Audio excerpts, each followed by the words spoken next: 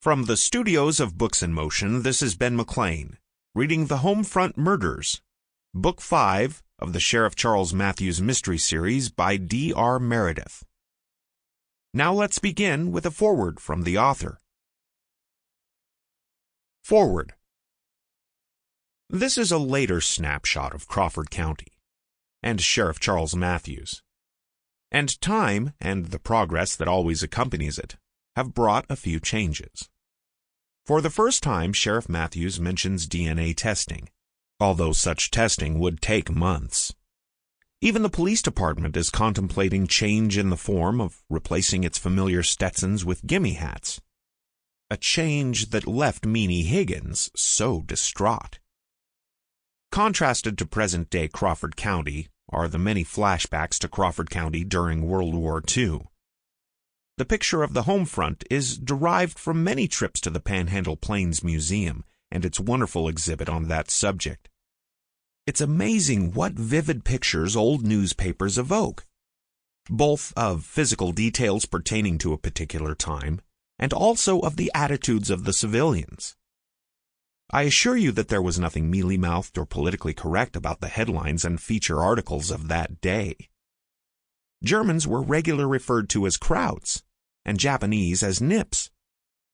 What was morally acceptable during the 40s and 50s is radically different from what is acceptable in 2012. I can bear witness to that. After my parents' deaths, I lived with my mother's widowed sister, who was in her 40s during World War II.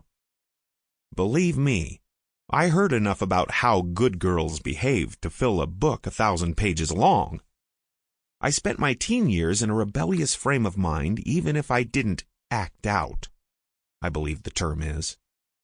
But however different today is from yesterday, and however more lenient our moral code may be, some things never change. Man is still capable of great evil. Prologue. C.J. Tolliver thought the sub-basement of the Crawford County Courthouse was both the coldest and the spookiest place he'd ever had the misfortune to enter.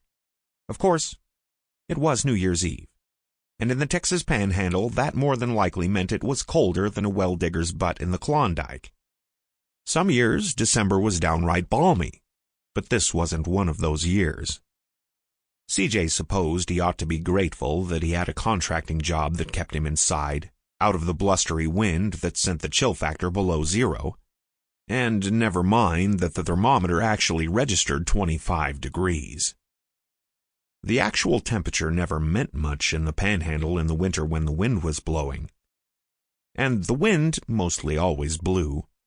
A 30-mile-an-hour wind straight out of the north nearly always meant that it was a hell of a lot colder than what the thermometer registered. C.J. rubbed his nose and cheeks and decided that tomorrow he would wear his ski mask. Not that he ever skied. No money and no time to spend on what he considered a rich man's sport. But a good ski mask would keep his nose and cheeks from getting frostbite. He hadn't worn suitable protection this morning because he figured he'd be working inside. He should have known better. The temperature a good 25 feet below the surface, which he figured the sub-basement was, had to be close to freezing. At any rate, he was so cold his teeth were damn near chattering, even though he was shoveling dirt as fast as he could. He was working up a sweat all right, and he figured his sweat was freezing as fast as it dribbled out of his pores. But as much as the cold bothered him, the spookiness of this hole in the ground bothered him more. For 60 years, since the courthouse's construction in the 30s, the sub-basement with its concrete walls and dirt floor had remained mostly undisturbed and generally forgotten. C.J. couldn't shake off the feeling that it ought to remain that way.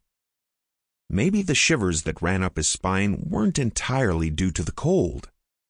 Maybe it was an instinct left over from the days when man wore skins and lived in caves and slept with one eye open. A subliminal warning that unknown, unfriendly spirits lurked just beyond the firelight.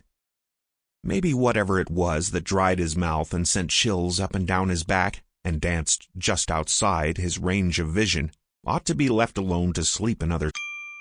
Sample complete. Ready to continue?